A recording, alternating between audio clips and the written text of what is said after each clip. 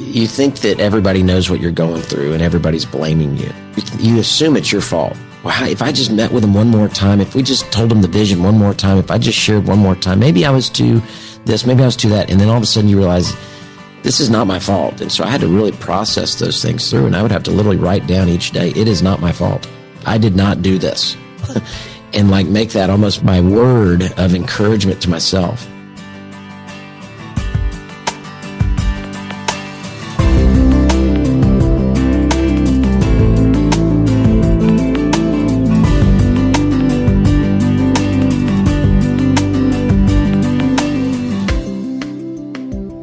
Today on the show, we're welcoming Gregg and Kelly Mott, and you're going to hear the story today of a devastating betrayal that happened in their church, Houston's First, a few years ago, and how they worked through it, not only as a church, but as a pastor and his wife.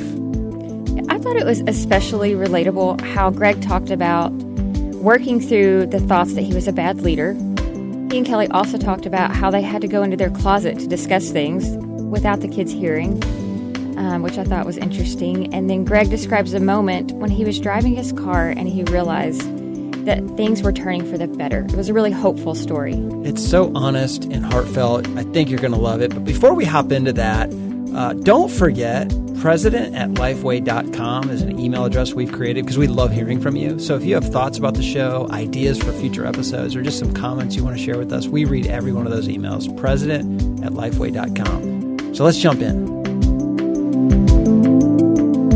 Well, from the outside looking in, Gregg, you guys are one of those couples that's like everything they touch turns to gold. It must be so easy for them. They're always winning at ministry. And yet, when we heard you speak last year, looks can be deceiving.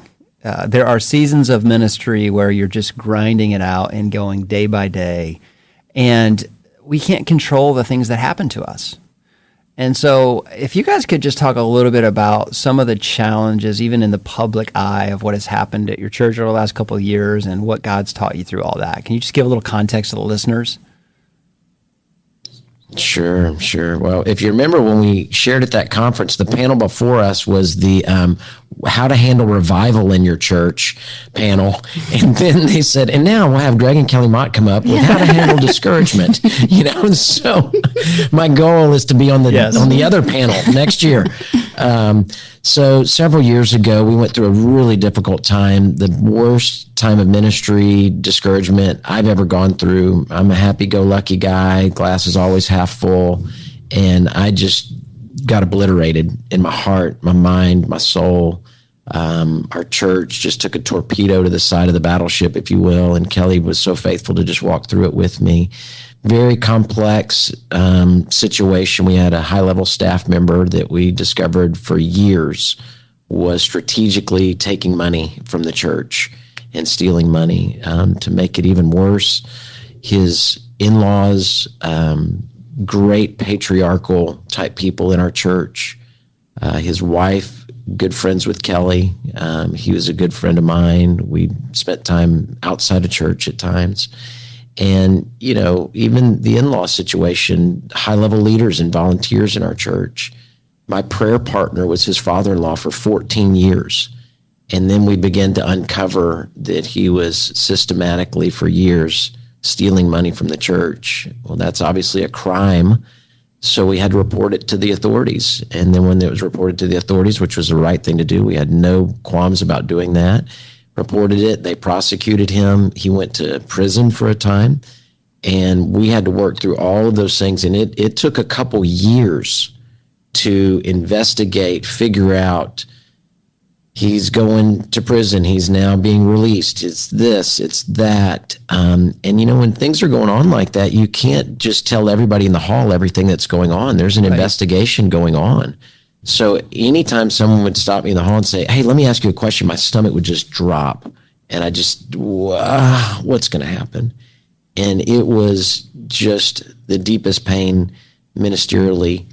It was embarrassing. It was, I felt like a terrible leader. How could I, I was a business major at Texas A&M, and then this is a money issue. How did we not see this? It just went on, and it was deeply, deeply painful and hurtful in so many ways, in such a complex situation. Recently, I was with someone, and it was not a church person, this is a business person, and he discovered that someone had been taking money, and it was said, how did you not know?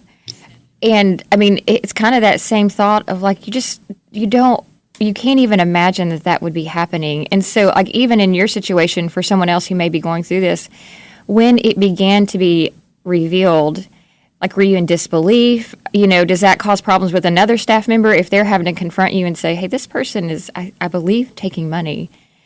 Are you like, no, surely not,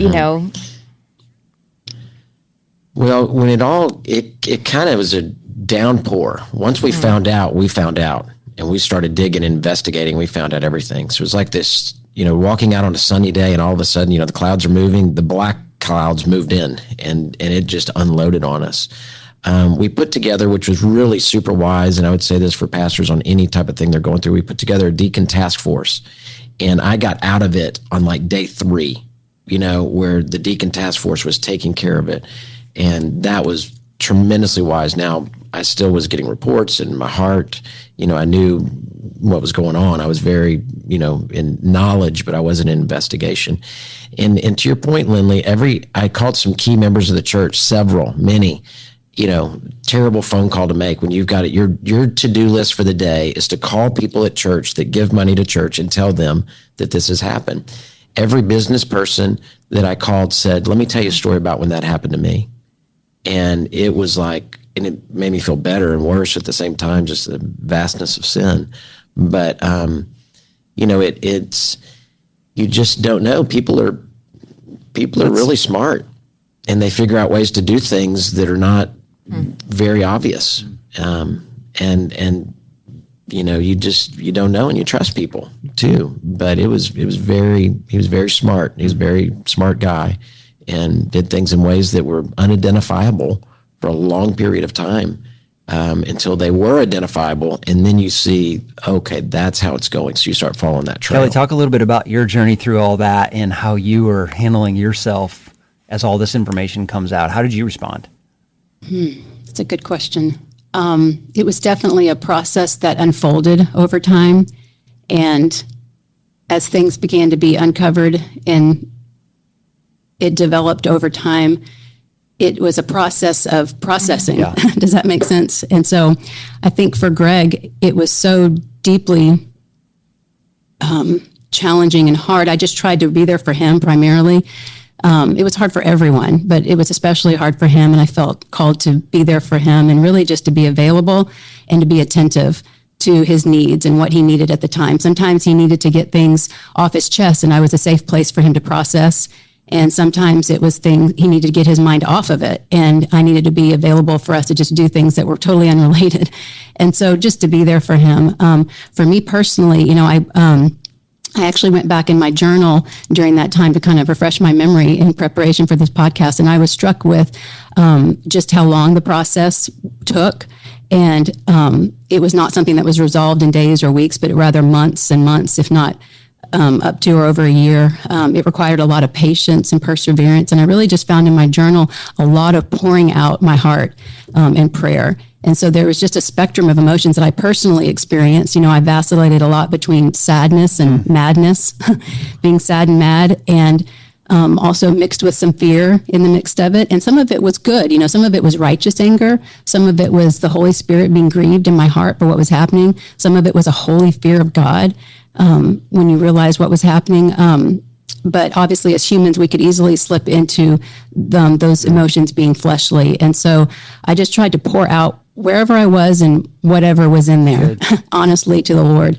And I filled an entire journal and then some of just going through it over time. And so pouring out my heart in prayer and then pouring in the word was key too, because I found that in general, toxic emotions stem from toxic thoughts. And so if I could have identified the toxic thought I was placing, I could replace it with truth and apply 2 Corinthians 10:5, take captive every thought and make it obedient to Christ. And that's when the strongholds start coming down. And so the word was really important. We were actually going through the book of Proverbs as a church at the time, which was very relevant, very helpful and hopeful to my heart, going through that process of trusting God's sovereignty and his goodness in the midst of it.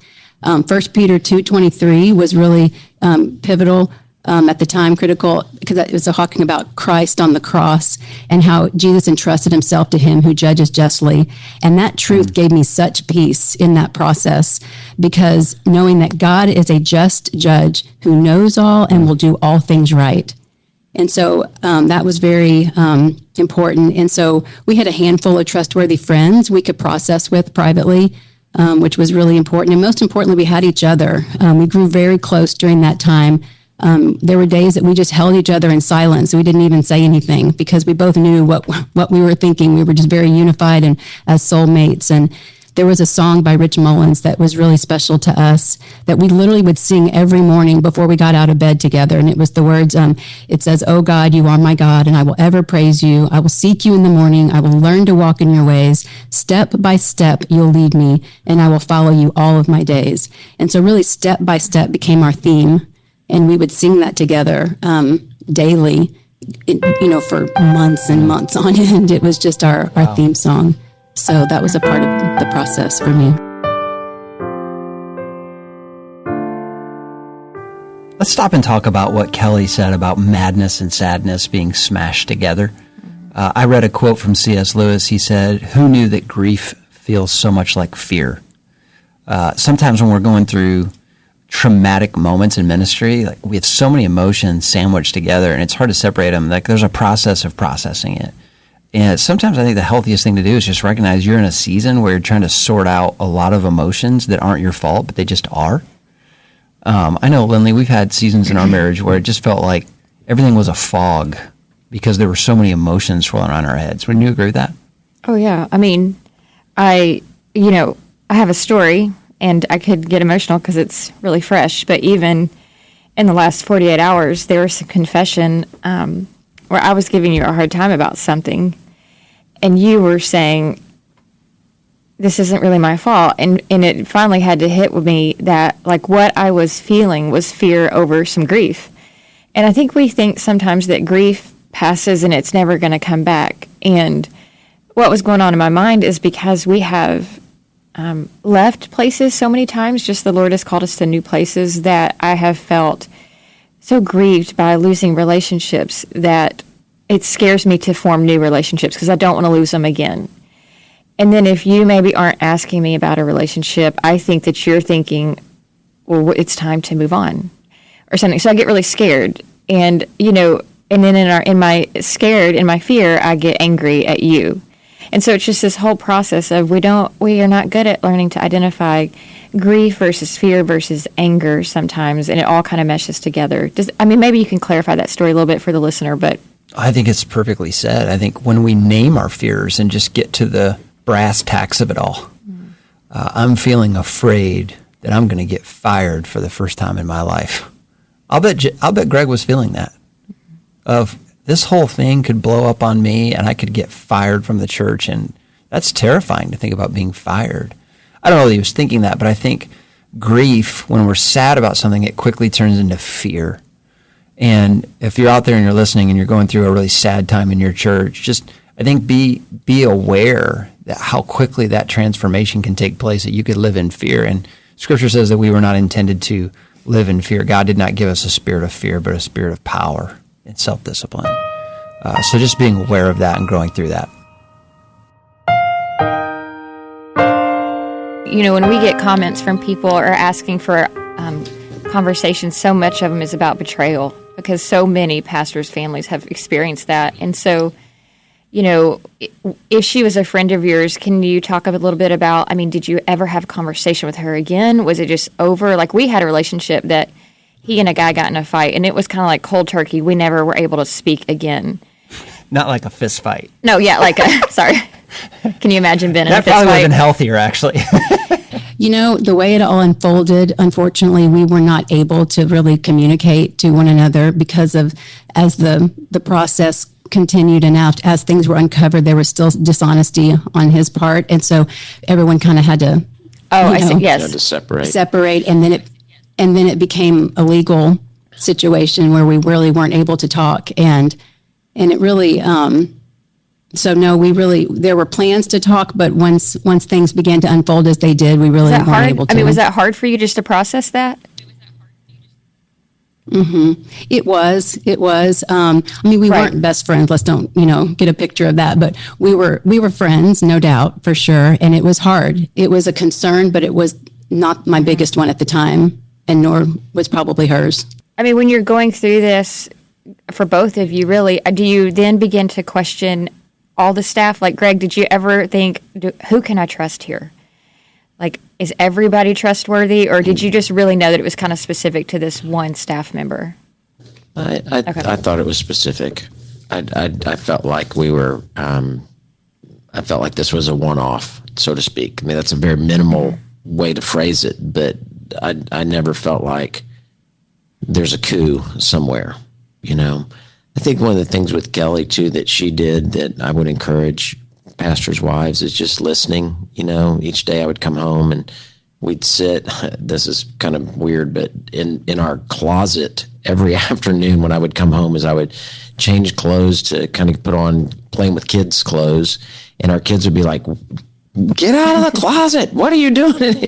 But that was the only kind of safe place we could talk. We didn't want to talk about it in front of the kids. We didn't, so that, and we went on walks a lot. But Kelly was a strong, she was a strength. I mean, she was like, we are going to make it through this, and that was great because I was dealing with it all day, every day. And the emotions were a little bit closer to me just by the nature of my vocation and officing. And she was definitely in it.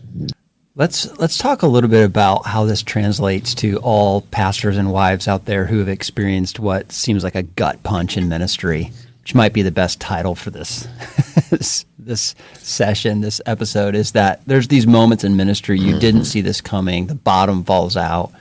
And what principles did you guys pick up along the way that have now made you stronger to endure when these things happen again, or things you've taught other couples who have reached out and said, we're going through something similar. What do you got for me? I think that the thing I would say, and then Kelly sure can chime in, is it really will pass. That's a bit of what you mentioned, Lindley, with the clouds are always moving, because you just feel like you're never going to get out of this. The word picture I had in my mind that I think was really from the Lord was a bandsaw. I am on a conveyor belt headed to a bandsaw. Now, I'm not a build it kind of guy, so if that's the wrong kind of saw for people that are listening, whatever saw it is, but I'm heading towards this saw, and I can hear it, I can see it, and I would literally just wince just thinking about it, but I could picture on the other side it just throwing me out, and we're going to make it to the other side. It's not going to kill us. We're going to make it to the other side. And that's what I would say. There really is hope. And my prayer for this podcast is, somebody gave me a CD of a pastor doing a similar type of thing of what we're doing today. And I just, I listened to that thing 3 or 4 times. I just couldn't believe that I was not the only one going through such discouragement, because I thought, well, this, there's no way this could be happening to other people. And what I found is it's happening all over the place. At some level in that betrayal feeling, Judas at the table, man, it's scary. It hurts. You get into pastoring because you love people and you want to hug them. You don't want to hit them. And all of a sudden now you're turning things over to the district attorney, and my goodness. And so it's going to pass. You're going to make it through. You're going to have greater strength. I'm a stronger man of God now than I was before. I'm a better leader. And God will use this for good. And then I think, secondly, the friendships of very close people, because you can't talk to everybody about everything. Close people that I look and we're like, I sent 3 or 4 people when this was kind of all over. I sent them all a backpack, like a nice, expensive kind of nice backpack, and a book in there that had meant something to me through this time. And I sent it to them. I said, thank you for bearing my burdens with me, and they got that. And I was like weepy sending this to them. I mean, it's a backpack. Who cares? We all got 10 of them. But this symbolized carrying something for me and my family and my church that you didn't have to carry. and those friendships, oh my goodness, so key. Yes, I totally agree with that. And just depending on the faithfulness of God and knowing that step by step, I think of Psalm 62:8 that says, trust in the Lord at all times, pour out your heart to him, for he is a refuge for us. And he really was just our refuge, just resting in him and believing and resting in his faithfulness and his promises were so key. And I think about Ecclesiastes 4:12. It's a verse that we actually put on the inside of both of our wedding rings as engraved. We've been married over 25 years now. And it was just a powerful verse that says, one may be overpowered, but two can defend themselves. A cord of 3 strands is not easily broken.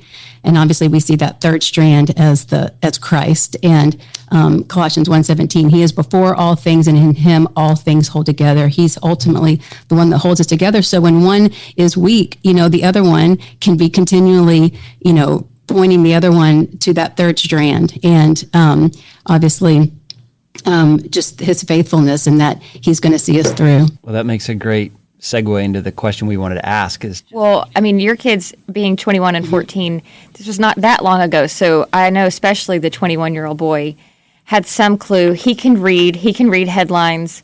How did you protect them from that? Or did you try to just be honest and say, this is just a really hard season? Yeah, I think, and both and, Dad's going through some really tough times at the church.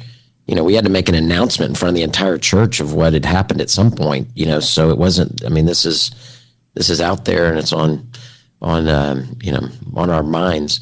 So we protected them, and yet we also kept them informed appropriately in a teachable fashion. I think it's important that we use as pastors and pastors' families teachable moments with our kids, that church isn't all roses and church isn't all terrible, and some folks come home and their kids leave and they feel like church is the worst thing in the world. Well, with our kids, we think church is awesome. Literally from our heart, we think this is the greatest thing we could possibly do. We're super happy about serving in ministry. And so they catch that from us and we say that. And then at the same time we go, leadership is difficult.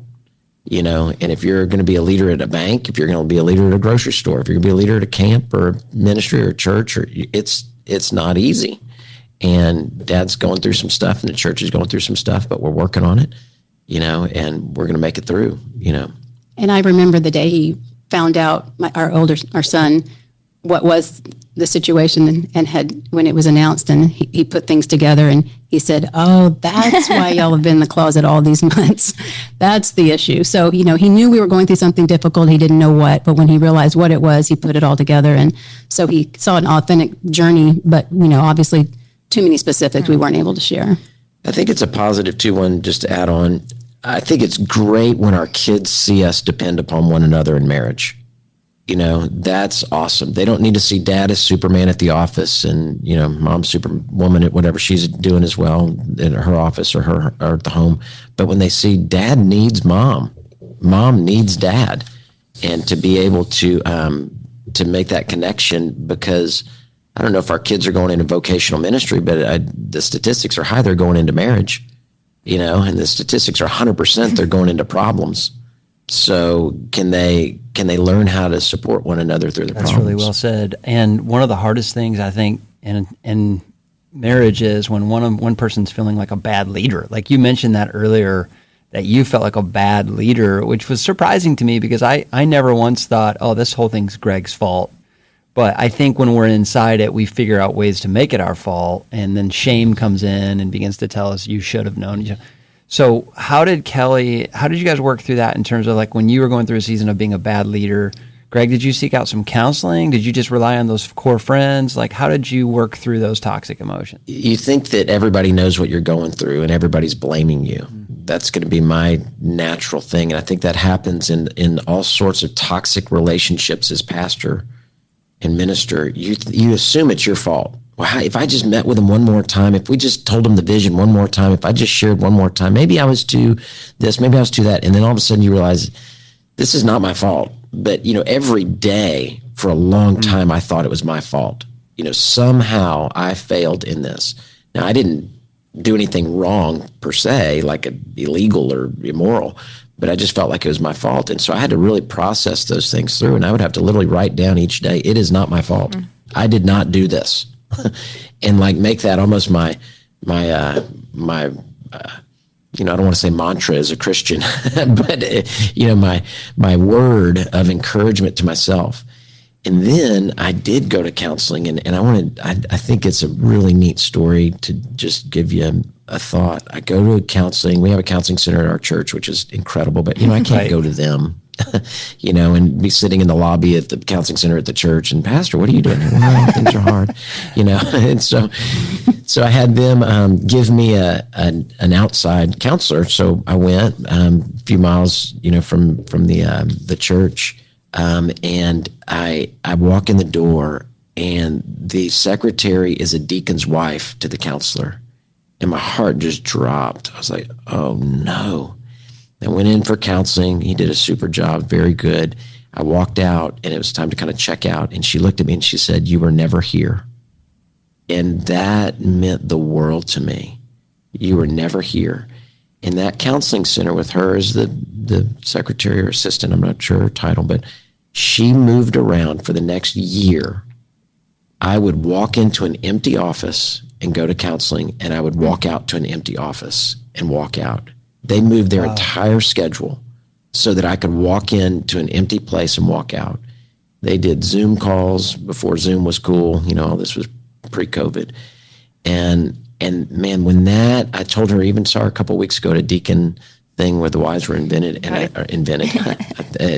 is what I mean. I think they already had wives. But, and I just told her, I said, I want you to know how much that means to me, that phrase you said, you were never here. And sometimes as pastors, we need to hear that. You were never here. It's okay. You can share. It's going nowhere. You're in a safe place. And I really appreciate them. And so that counseling center did help me a lot. Good friends, reading books, prayer. Oh my gosh, prayer. I mean, just at a new level. Worship songs that would mean something to you. That's really good. It's a challenge as a pastor. You're standing there for Sunday after Sunday, wondering what people are thinking right before you're about to preach. And if you said something you shouldn't have said, oh, did you lean too far? Did somebody take that wrong? And that's a hard way to preach. Totally. Kelly, as he's talking about all these processes he's going through, I know, like, my personality as a challenger type personality can oftentimes not be the best listener. And I'm like, you should confront this. You should do this, which is not right. I mean, it's not always helpful. And so I'd just love to hear, different personalities handle stuff so differently. When you're doing this, what was something that was helpful, like how you were processing your feelings?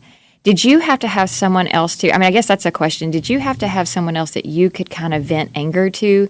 Because, like, if you vent anger to him, to Gregg, does that get him stirred up versus calming him down? Good question. That may be the better question, because everybody needs a safe person. Well, sometimes, again, it was a hard situation for both of us. I recognized it, though, that it was harder for Gregg. And I had just actually come out of a season that I had gone through a harder time, totally unrelated, where Gregg was there for me. So I felt like I was kind of exiting my dark night of the soul, and he was entering his. So it was this interesting thing where he had been there for me. I had went to counseling for a totally different subject and was really coming out of that time, and the Lord was doing a work there. And then so I was exiting my dark night of the soul almost exactly at the time where he entered his. And so I felt this strength from the Lord just to kind of rise up to that position to be there for him now. Again, not that I didn't personally struggle with many of, hard things too. Again, you mentioned, that the wife of the person, was my friend. Absolutely. That I ached for her. I hurt for her in so many ways. And that was hard too, no doubt. And there were other things that, a lot that the complication of the relationships of the in-laws and everybody, that all of it just made it so complex and so difficult. And I definitely struggled with a spectrum of difficult, challenging emotions that I had to work with personally And I think that primarily took place in that season, was sufficient to just take to the Lord in prayer. I mean, again, I had some safe friends that I could share with, and Greg and I were able to process together. And we usually knew when we had to kind of cool down, if one was getting a little like, okay, we kind of kept each other in check and all of this. But we walked a lot and talked a lot and walked it out, talked it out. The Lord, I guess my personality, I'm more introverted. So just a lot of time with the Lord, and he literally gave me dreams. I had a couple of dreams throughout. It was a very, very spiritual journey. Very, Satan was very involved in this. Obviously, the sin was so evil and so deceptive, and so we didn't realize the spiritual battle that this really was. And so for me, it was just a lot of pouring out my heart in prayer and journaling. It was relying on the word, believing truth, knowing that God is faithful. He will see us through this, and he will be faithful to his character and his word. And so it relieved a lot of fear in me that this wouldn't turn out right. I knew God was going to take care of it because of that. And because I had just come through such a hard season personally, I had learned so much about God's character.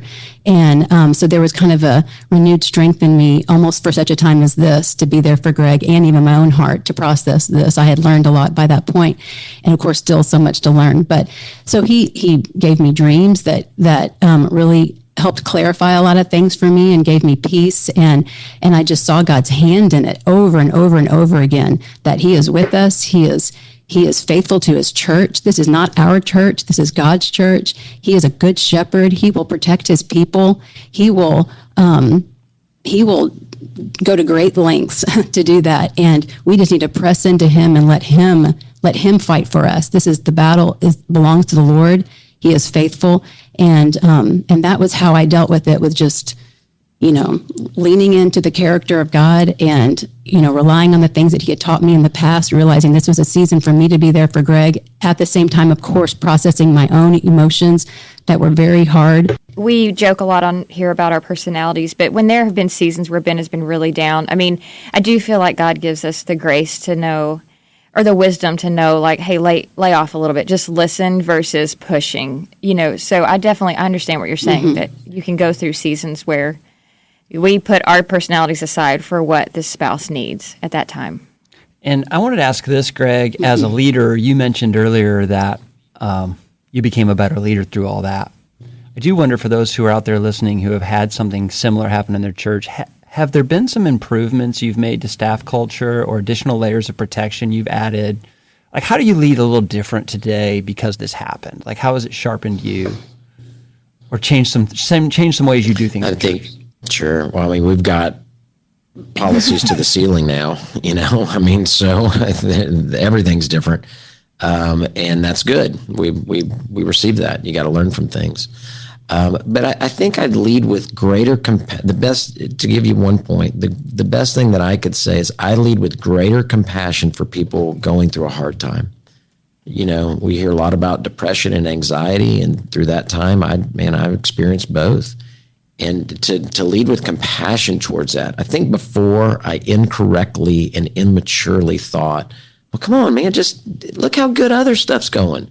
But you can't try to just put good and bad into a scale and say, well, I've got more good than bad in it, and so I should be happy. When a boulder gets thrown in your boat, you feel like you're sinking, and everything gets tainted by that.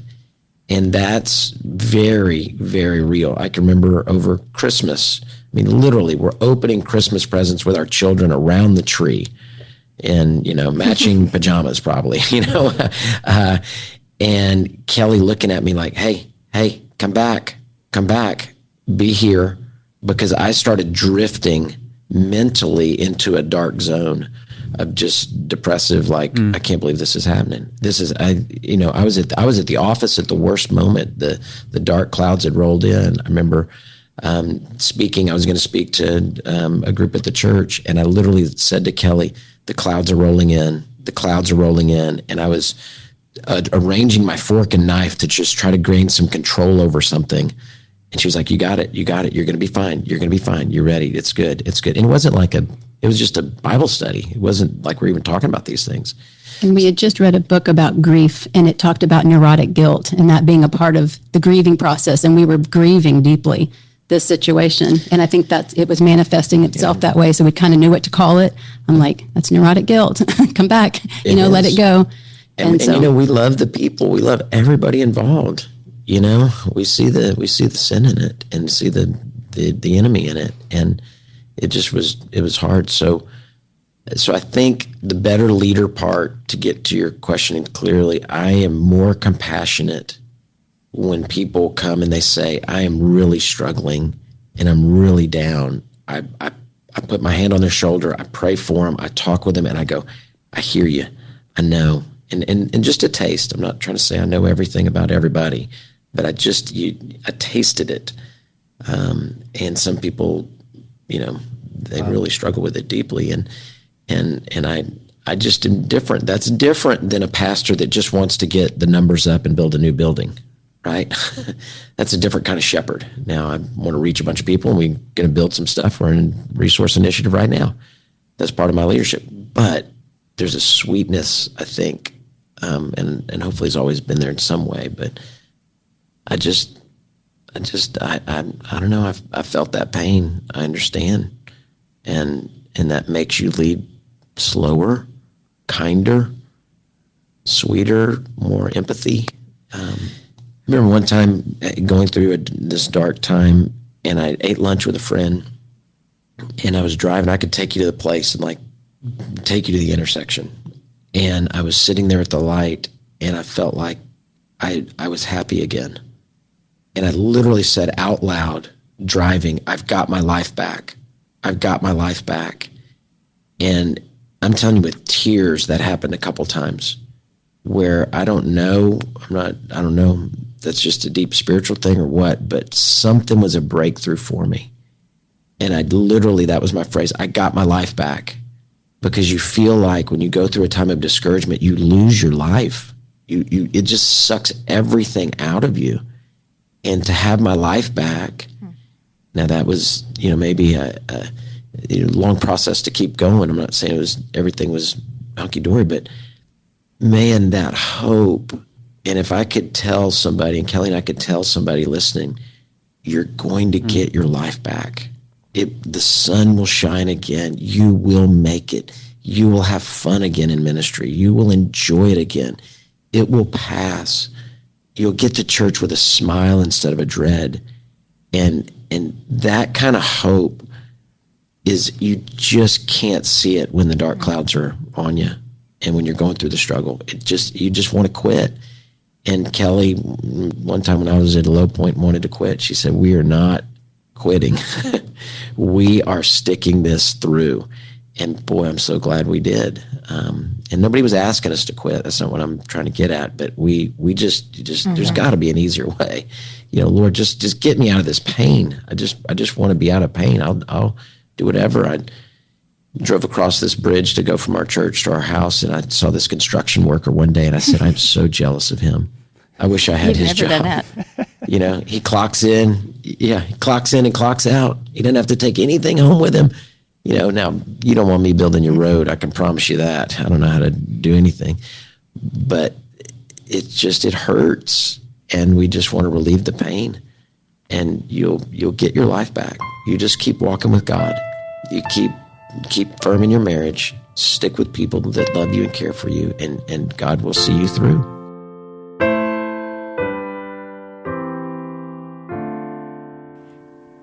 I loved the story when Gregg said he was at the stoplight. He can remember exactly where he was, and he said, I got my life back. And I'll let Ben explain this here, but I know there was a moment in our journey over the last few years to where I thought, Ben is back. He's here. He's with me again. It reminded me a lot of the Andrew Peterson episode when Andrew talked about his depression and how he has learned over the years that he tends to think that whatever feeling he's having today is the feeling he's always going to have.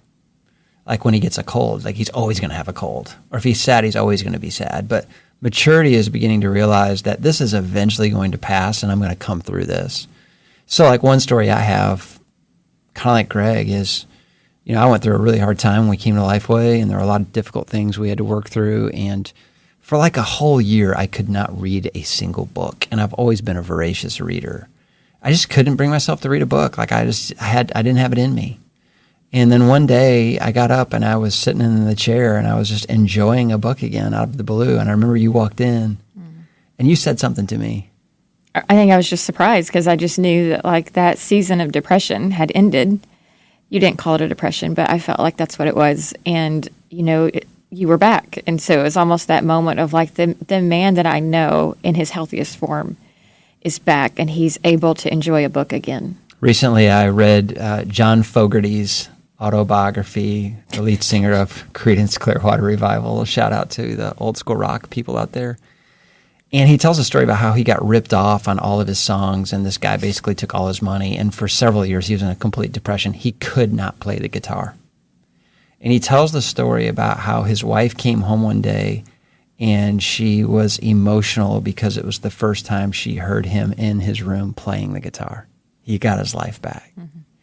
And I think if you just wait it out, go day by day, put one foot in front of the other, it's like step by step, what they said, eventually you get your life back. But it takes time and it takes patience. And God does something in us.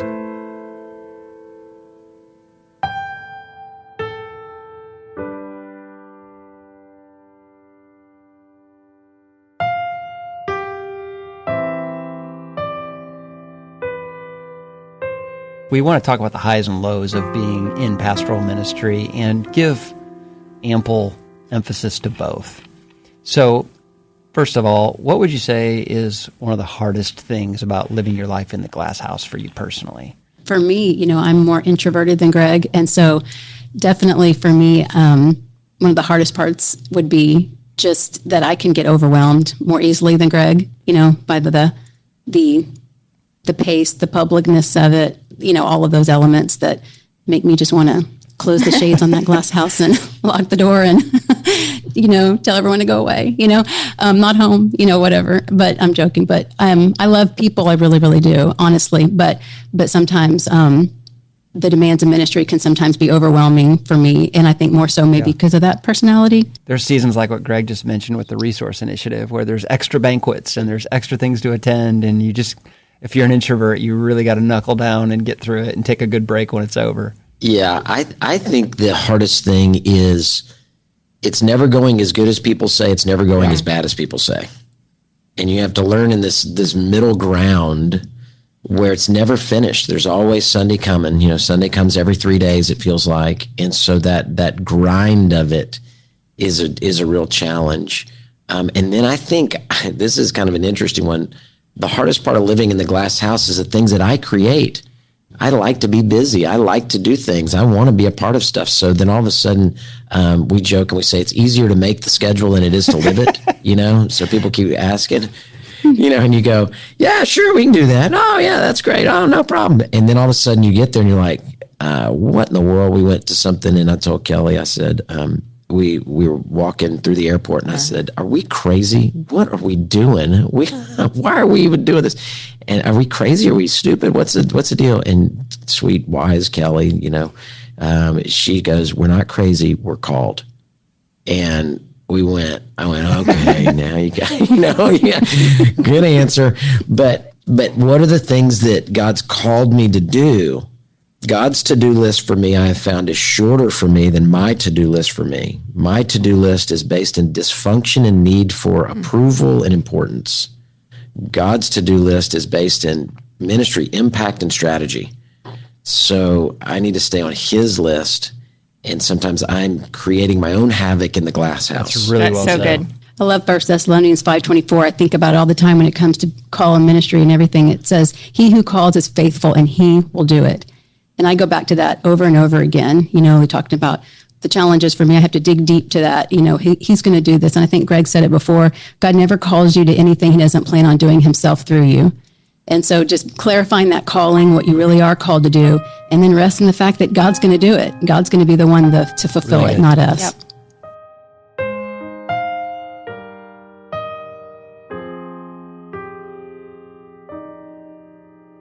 That statement, I want to think on that for a couple of weeks.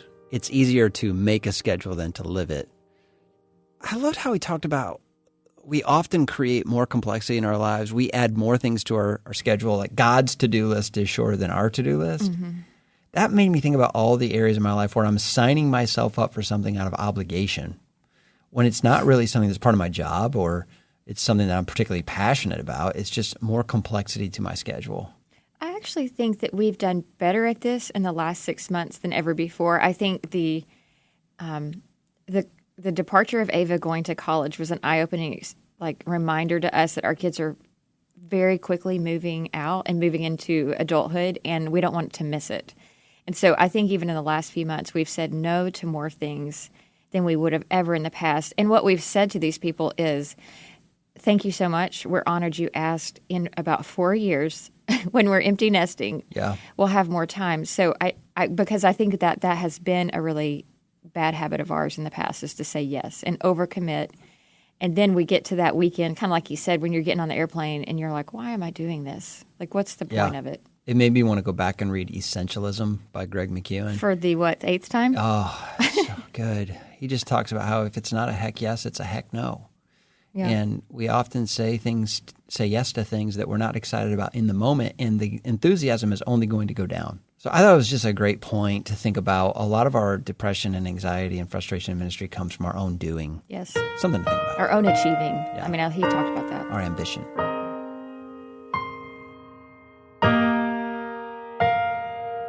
Well, let's turn that question around. And so what is the best thing about living in the glass house?